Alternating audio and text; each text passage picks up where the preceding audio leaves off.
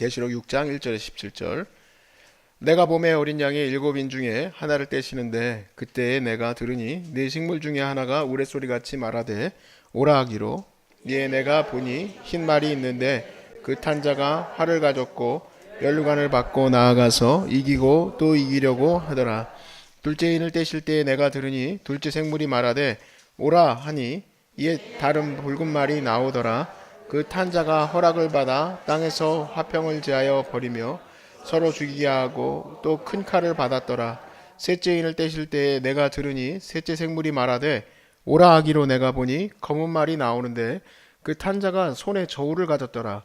내가 내 생물 사이로부터 나는 듯한 음성을 들으니 이르되 한 데나리온에 밀 한 대요 온에 보석 흑대로다. 또 감람류와 포도주는 해치지 말라 하더라. 넷째 인을 떼실 때에 내가 넷째 생물의 음성을 들으니 말하되 오라 하기로 내가 봄에 청황색 말이 나오는데 그 탄자 이름은 사망이니 음부가 그 뒤를 따르더라. 그들이 땅 4분의 1의 권세를 얻고 검과 흉령과 사망과 땅의 짐승들로서 죽이더라. 다섯째 인을 떼실 때에 내가 보니 하나님의 말씀과 그들이 가진 증거로 말미암아 죽임을 당한 영혼들이 제단 아래에 있어 큰 소리로 불러 이르되 가고 참되신 대주제여 땅에 거하는 자들을 심판하여 우리 피를 갚아 주시 아니하시기를 어느 때까지 하시려 하나이까 하니 각각 그들에게 흰 두루마기를 주시며 이르시되 아직 잠시 동안 쉬되 그들의 동무종들과 형제들도 자기처럼 죽임을 당하여 그 수가 차기까지 하라 하시더라. 내가 보니 여섯째 인을 떼실 때에 큰 지진이 나며 해가 검은 털로 딴 상복같이 검어지고 달은 온통 피같이 되며 하늘의 별들이 무화과 나무가 대풍에 흔들려 설익은 열매가 떨어지는 것 같이 땅에 떨어지며 하늘은 두루마리가 말라지는 것 같이 떠나가고 각 산과 섬이 제자리에서 옮겨지매 땅의 임금들과 왕족들과 장군들과 부자들과 강한 자들과 모든 종과 자유인이 굴과 산들의 바위의 틈에 숨어 산들과 바위에게 말하되 우리 위에 떨어져 보좌에 앉으신 이의 얼굴에서와 그 어린 양의 진노에서 우리를 가리라. 그들의 진노의 날이 큰 날이 이르렀으니 능가 능히 서리오 하더라. 아멘. 예전에 인도네시아에서 단기 선교 갔을 때 만났던 그 청년 중에 하나가 아버지가 목회자라고 하더라고요. 근데 그 교회에서 쫓겨났다고 그러더라고요. 왜 쫓겨났냐고 물어봤더니 영국에서 목회하셨었는데 그때 당시 이제 인도네시아에 쓰나미가 몰아닥쳐서 많은 사람이 죽었을 때였어요. 근데 설교 중에 그게 이제 하나님으로부터 말미암은 재앙을 이렇게 언급을 한 거예요. 그랬더니 그건 말도 안 된다 하면서 교회 성도들이 이제 들고 일어나서 그 목사님이 쫓겨날 수밖에 없는 얘기를 들었었어요. 대재앙의 마지막 때, 대재앙은 뭡니까? 재앙들은 마지막 때에 나타나는 징조죠, 징조. 사인입니다. 왜 이런 재앙들이 일어나는가? 세상에서는 이제 과학적으로 설명을 하려고 합니다. 그렇지만 그 재앙의 근원은 하나님으로부터 말미암았다. 여러분도 받아들이고 계십니까? 그러면 이 부분 사실 설명은 저희 소중한 사람들 서울역 센터에서도 지금 몇 주째 같이 얘기하는 부분인데 이걸로 하려고 하면 오늘 설교를 못 듣습니다. 일단은 받아들인다고 생각을 하고 이 계시록의 말씀을 믿지 않는 사람들은 대재앙이 하나님으로부터 말미암았다 생각지는 않지만 오늘 마지막 구절에도 나옵니다만은 여섯째 인을 뗄 때에 엄청난 재앙의 그 현상들이 일어나죠. 그랬을 때 사람들이 숨어서 하나님을 찾죠. 우스갯소리로 그런 게 있습니다만은 그 우스갯소리입니다. 실제 그랬다는 얘기가 아니고 스님이 이렇게 얼음 위를 걸어가다가 갑자기 얼음이 깨지려고 하니까 아이고 하나님 그랬다고 하지 않습니까? 그 사람의 마음속에 하나님을 찾는 것이 있다라고 이렇게 재밌게 말한 거지만 정말로 그런 엄청난 재앙 앞에서 하나님을 찾지 않은 사람이 몇이나 될까요? 사실 실질적인 무신론자는 2%밖에 안 된다고 합니다. 대부분은 뭔가 영적 존재와 신이 있다고 생각을 하는데 이 재앙을 안 믿는 사람일지라도 심지어는 계시록을 읽어보지 않은 사람이라도 지진이 일어나고 또 많은 어려움이 일어나게 되면은 신의 노여움이다라고 생각을 하죠. 자, 우리 그리스도인들에게는 신의 노여움이다. 똑같이 받아들이고 있습니다만은 계시록 말씀을 통해서 얻게 되는 게 있는데 그거는 두려움이 아니라 힘입니다. 주님으로부터 말미암았기 때문에 우리는 오히려 그것이 강한 우리 안에서의 힘이 돼요. 왜냐하면 주님은 우리를 지켜주실 것이기 때문에. 근데 지켜주시는 것에 대해서 오해하지 마셔야 될 게, 오늘 말씀에서도 이제 나누겠지만, 하나님이 우리를 지켜주신다고 해서 지진이 일어날 때 우리는 안 죽고, 또 쓰나미가 밀어닥쳤을 때 우리는 안 쓸려나가고 그러지 않습니다. 지진이 일어나면 우리도 같이 어려움을 당해야 돼요. 엘리야 시대에 기근이 일어났을 때 엘리야도 먹을 것이 없어서 까마귀가 물어다 주었죠.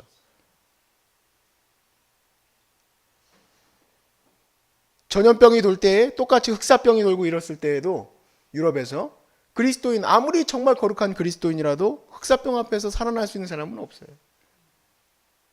엄청난 박해 속에서 살아날 수 있는 그리스도인은 없어요. 근데 그것이 무슨 하나님이 지켜주시는 거냐?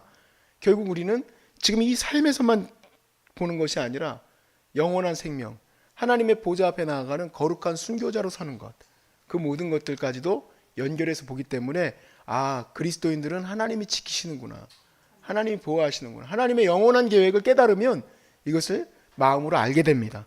그래서 저와 여러분은 우리의 많은 선조들처럼 계시록의 말씀을 받아들일 때에, 아, 우리를 마지막 때에는 많은 재앙이 일어나고 어려움이 닥치겠지만 우리는 안전하다, 주의 은혜 안에서 안전하다, 그리고 우리는 그 안에서 승리할 줄로 믿습니다. 그 믿음이 온전히 저와 여러분 안에 있어야 될 줄로 믿습니다. 아멘. 오늘 본문에서 보니까 죽임당하신 어린 양께서 드디어 그 7인을 뗍니다. 두루마리가 있었죠. 그 두루마리에는 구원받은 성도의 이름과 또 그리고 하나님의 구원의 계획이 기록되어 있는데, 그것을 뗄 자가 없어서 요한이 울었어요. 근데 아니다, 바로 죽임당하신 예수 그리스도, 그분이 떼실 것이다. 그래서 어린 양이 그 인을 뗍니다. 첫 번째 인을 뗄 때 그냥 인만 떼어줬으면 좋겠는데, 그 인장을 뗄 때마다 재앙이 일어나요.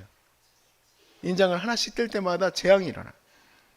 자, 1절의 말씀을 보니까, 내가 보매 어린 양이 7인 중에 하나를 떼시는데 그때 내가 들으니 내 생물 중에 하나가 우레소리같이 말하되 오라 하기로.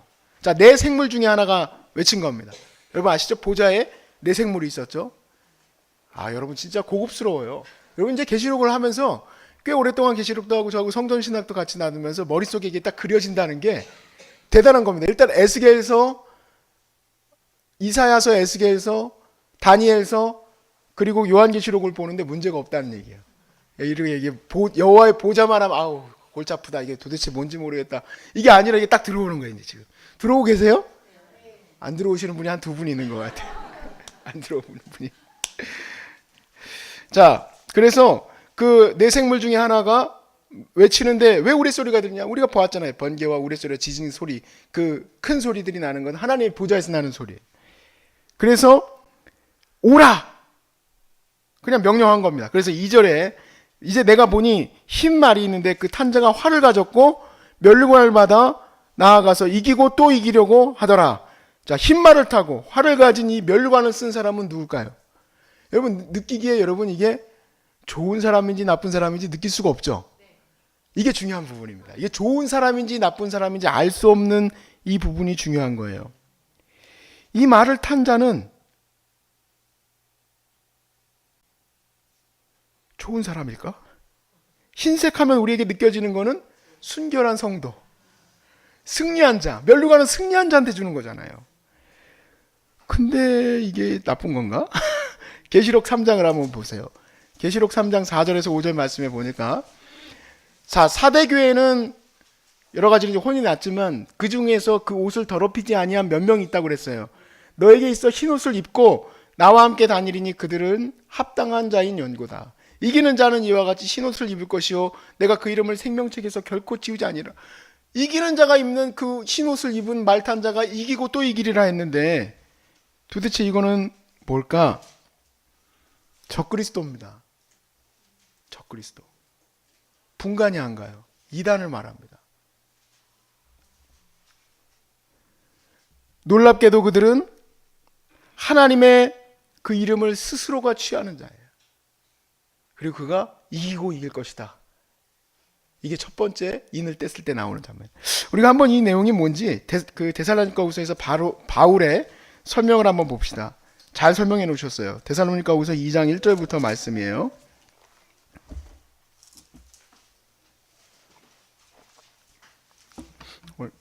2장 1절부터 4절 말씀에 형제들아 우리가 너희에게 구하는 것은 우리 주 예수 그리스도의 강림하심과 우리가 그 앞에 모임에 관하여 영어로나 또는 말로나 또는 우리에게서 받았다 하는 편지로나 주의 날이 이르렀다고 해서 쉽게 마음이 흔들리거나 두려워하거나 하지 말아야 한다는 것이라.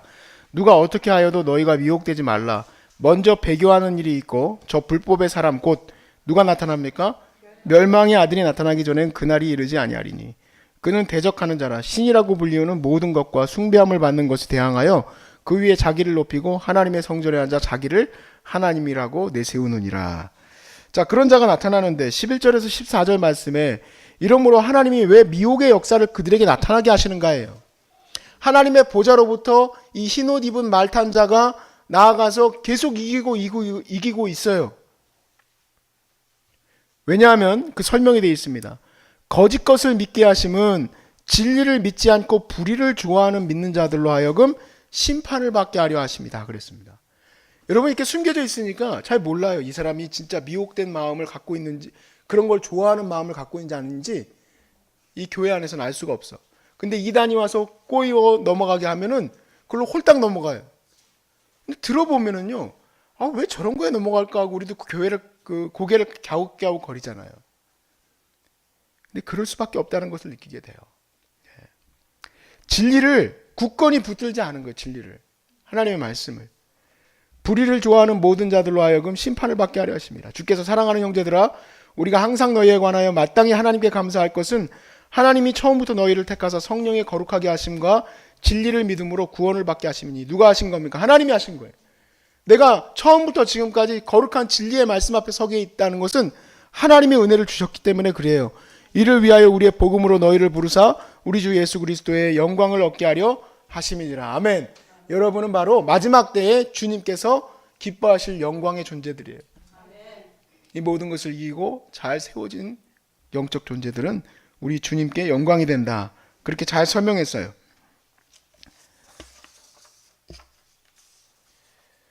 자, 우리가 이제 마지막 때에 미혹의 영들이 계속 있는 이유는 우리가 예수의 복음을 실제로 잘 믿고 있는지를 보기 위함이다. 1세기 중엽에 있었던, 특히 계시록에 나오는 본문을 보니까 니골라당과 발람의 미혹에 빠져서 우상 숭배하는 자들이 나오죠. 그들은 뭡니까? 헬라 철학으로 잘 섞어서 성도들에게 괜찮다. 육의 것은 육의 것이고 영의 것은 영의 것이니까 너희들이 우상 숭배를 해도, 소위 말해서 너희가 살아갈 때, 이 헬라의 문화 안에서 살아갈 때에 큰 문제가 없다. 빠져들고 싶어요? 안 빠져들고 싶어요? 빠져들고 싶죠. 미혹되는 거는 내 마음에 진짜 진리를 붙들었는지 안 붙들었는지를 주님이 확인하기 위해서예요.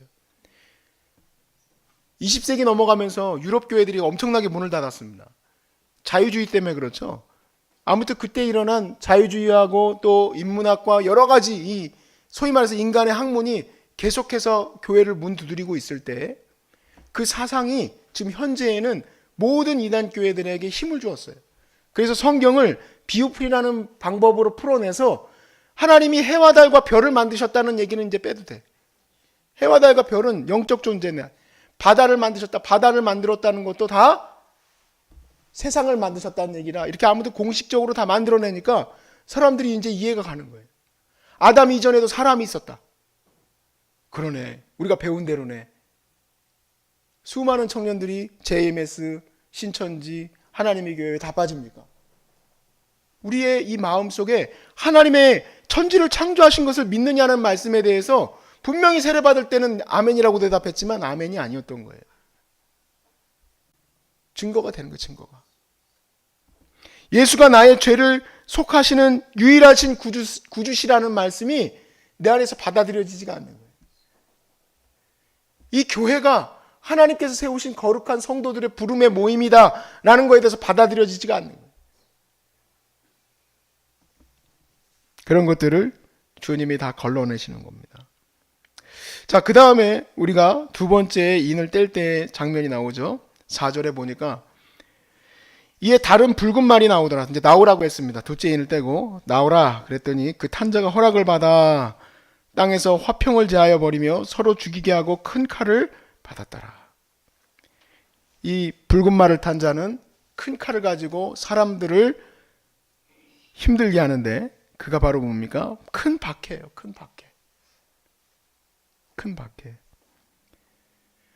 앞에 부분에서는 제대로 믿는 자들은 큰 문제가 없죠. 이단에 빠지지 않는 것은 주님의 진리를 붙들었기 때문에 큰 문제는 없습니다. 그런데 두 번째부터는 뭡니까? 성도들도 크게 타격을 입어요. 박해를 받고 죽음 앞에 서야 되는 일이 발생했습니다. 주님이 우리에게 말씀하셨어요. 이 복음을 붙든다는 것은 평화를 주러 온 게 아니다. 내가 너희에게 칼을 주러 왔노라 그랬어요. 마지막 때에 선 제자들은 칼의 무서운 위협 앞에 서야 해요. 왜냐하면 그 진노 앞에서 우리는 역시 순결한 백성으로 설 것인가. 그것을 지금 시험 받고 있는 겁니다.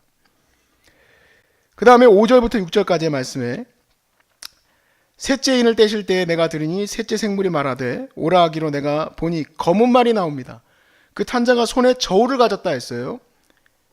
자, 이 저울은 뭘까요? 이 저울은 특히 그 종말론적인 예언서들에서는 기근을 말합니다. 기근. 기근과 저울이 무슨 상관관계가 있을까? 한번 볼까요? 에스겔서 4장 10절. 복가요가 뭐예요? 복가가. 약을 하나 먹었더니 말을 잘 못하네. 에스겔서 4장 10절. 자, 에스겔서 4장은요, 예루살렘이 기근을 받게 될 것에 대한 예언이에요. 그 중에서 이제 10절을 보시면 너는 음식물을 어떻게 하라고 돼 있어요? 달아서 하루 20세겔씩 때를 따라 나누어 먹어야 될 거야 라고 얘기합니다. 왜 그럴까요? 기근이 닥쳤으니까 지금 내가 갖고 있는 소유가 너무 적은 거예요. 그러니까 그걸 나눠 먹어야 돼. 그러니까 저울로 달아서 먹어요. 16절 말씀해 보세요. 또 내가 이르시되 인자야 내가 예루살렘에서 의뢰하는 양식을 끊으리니 백성이 근심 중에 떡을 어떻게 합니까? 달아 먹고 두려워 떨며 물을 마시게 될 것이다. 자, 이미 기근과 어려움을 당하고 나라까지 잃어버렸던 이스라엘 백성에게는 이 저울이 무엇인지 이제 마음에 와닿았어요. 우리는 저울하면 뭔지 모르게 justice 해가지고 뭔가 검사의 그런 어떤 마크 같은데 이스라엘 백성에게는 그거는 기근의 상징이에요. 자, 우리 말씀으로 돌아오겠습니다. 계시록 6장 5절에서 6절 말씀에 6절 말씀으로 계속 이어갈게요. 내가 내 생물 사이로부터 나는 듯한 음성을 들으니 이르되 한 데나리온에 밀 한 대다. 이 가격을 말하는 거예요. 인플레이션이 엄청나게 올라가 버린 거죠. 그리고 한 데나리온에 보리 석 대다. 그러나 감람류와 포도주는 해치지 말라 그랬어요. 소위 말해서 이 기근이 한계를 두어 주신 거예요. 전부 다 박살을 내버리신 게 아니라 밀과 보리에 대해서는 주님이 엄청난 기근을 일으키실 건데 감람류를 나는 감람나무와 포도열매를 맺는 포도는 문제가 없게 두라고 그랬어요. 근데 문제가 있어요. 주석가들이 하는 얘기인데 저도 그런 생각은 안 해봤는데 보리와 밀은 서민들이 먹는 음식이고 감람류와 포도주는 서민들이 있어도 되고 안 되는 거예요. 그렇게 저기 한 부분이에요. 그리고 또 그거를 내가 내 재물을 가지고 여러분 감람류를 사겠습니까? 밀을 사겠습니까? 밀을 사겠죠. 그러니까 이게 정말 어떤 의미에서는 더 힘든 얘기 같아요. 자, 마지막 넷째 인을 뗄 때에는 청황색 말이 나오는데 우리가 에스겔 말씀하고 스가랴 말씀은 더 다 봐야 되지만 시간이 없어 안 봐요. 근데 그런 종말론적인 예언에 대한 부분을 보면 얼룩덜룩한 말이라고도 나옵니다. 그런데 여기에서 이제 청황색 말이 등장합니다. 자, 청황색 말은 좀 독특해요. 탄자의 이름이 유일하게 거론되어 있어요. 자, 8절 말씀해 보시면 이름이 뭡니까? 사망이에요. 사망. 이 사망은 음부의 권세를 가지고 땅 4분의 1을 해하는 권세를 얻었어요. 그리고 이 사망은 앞에 나왔던 모든 문제를 다 가지고 있어요. 이미 흉년 가지고 있고 흉년, 기근, 그리고 사망 이런 모든 죽음의 문제들을 다 갖고 있습니다. 칼의 문제, 사망의 문제, 죽음의 문제. 에스겔서 14장 19절에서 21절에 보면은 이 문제를 똑같이 다루고 있는데 같이 읽어볼까요? 그냥 시간이 걸려도 보겠습니다. 에스겔서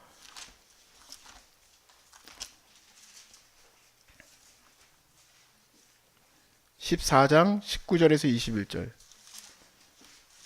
관련 성구를 다 찾아보고 싶은 욕심이 있지만 시간이 없는 관계로 다 볼 수 없고 부분적으로만 우리가 봅니다. 에스겔서 14장 19절에서 21절. 가령 내가 그 땅에 전염병을 내려 죽임으로 내 분노를 그 위에 쏟아 사람과 짐승을 거기에서 끊는다 하자.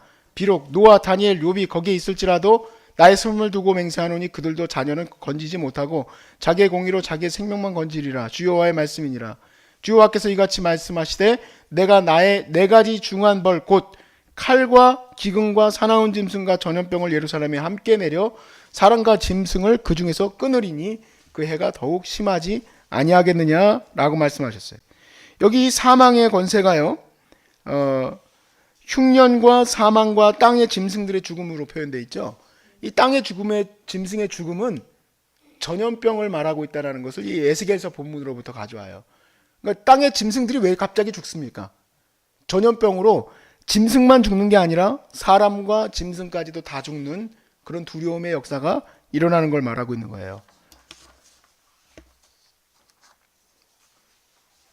끝판왕이죠, 끝판왕. 모든 뭔가 모를 그런 어떤 싸움 가운데서 마지막 왕은 지금까지의 모든 캐릭터를 다 갖고 있는. 그리고 이제 다섯째 인을 뗄 때에는 말탄자가 나오는 게 아니라 하나님의 순교자가 등장해요. 9절에 보니까 다섯째 인을 뗄 때 내가 보니 하나님의 말씀과 그들이 가진 증거로 말미암아 죽임을 당한 영혼들이 제단 아래에 있다. 주님 말씀 지키려고, 주님 말씀을 지키려고 죽은 거예요. 근데 그들이 하나님의 이 공의로운 심판을 더 부추겨요. 주님, 우리가 억울하게 죽은 이 핏값을 어찌 묻지 않으십니까? 저들에게. 라고 다섯째 인을 뗄 때에는 하나님의 공의로움과 하나님의 진노를 더 불사르게 해요. 그 성도들이 정말 하나님 앞에서 언제까지 하겠나이까 하고 기도할 때에 주님이 이제 보좌에서 말씀하세요. 너희들은 잠깐 쉬고 있어라. 그 수가 차기까지, 순교자의 수가 차기까지 너희들은 잠깐 쉬고 있어라 라고 얘기를 하세요. 그러므로 성도들은 계속 죽임을 당할 겁니다. 계속 어려움을 당할 거예요. 그러나 우리 성도들이 이 말씀에서 깨닫고 힘을 얻게 되는 것은 무엇입니까? 다 우리 아버지로부터 말미암은 거예요. 다 우리 아버지로부터 말미암았기 때문에 우리는 하나님 어찌하여서 내가 이것을 받습니까가 아니라 주의 뜻이 이루어지리이다. 주의 뜻이. 주님께서 하실 줄로 믿습니다. 그러니까 요한계시록의 마지막에 아멘이라고 말을 하죠. 요한이 아멘 주 예수여 어서 오시옵소서 라고 주님께 부탁을 하죠. 우리가 확실하게 믿는 것은 그겁니다. 이 세상에 어떤 일이 일어나든 저는 받아들일 준비는 안 돼 있지만 우리 주님 나를 지키실 줄로 믿습니다. 내가 비록 이렇게 부족하고 연약하지만 주님은 나와 함께 동행하시며 지금까지 이끌어 주셨던 그 하나님이 앞으로 어떤 일이 일어날지 몰라요. 저도 저 아이를 보면은 제가 앞으로 어떤 사명을 감당하고 살까? 이 세상은 점점 더 어려워지고 그 어려워진 세상 앞에 서게 될 텐데 우리는 순교자와 선교사님들의 거룩한 보혈의 은혜로 인하여, 보혈이 아니지, 그분들의 순교의 피로 인해서 지난 100년 동안 참 좋은 신앙생활을 할 수 있었어요. 근데 그 신앙생활이 계속 만몬주의와 어려움으로 흔들어 놓더니 이제는 세상에서 영향력이 없어요.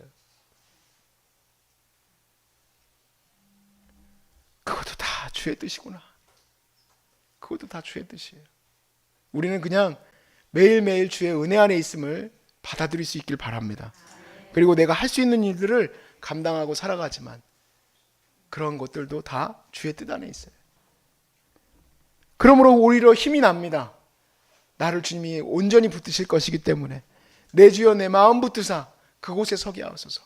나는 어떤 상황 가운데서도 내 마음은 하나님의 거룩한 나라, 하나님의 천국에 있으며 내가 어떠한 상황 가운데서도 나는 흔들리지 아니하고 주의 말씀 앞에 서겠으며 내가 어떠한 상황 가운데서도 내 마음은 유혹당하지 아니하고 오직 주의 복음의 진리 위에 서게 될 줄로 믿습니다. 그 구원의 역사에 있음을 축복합니다.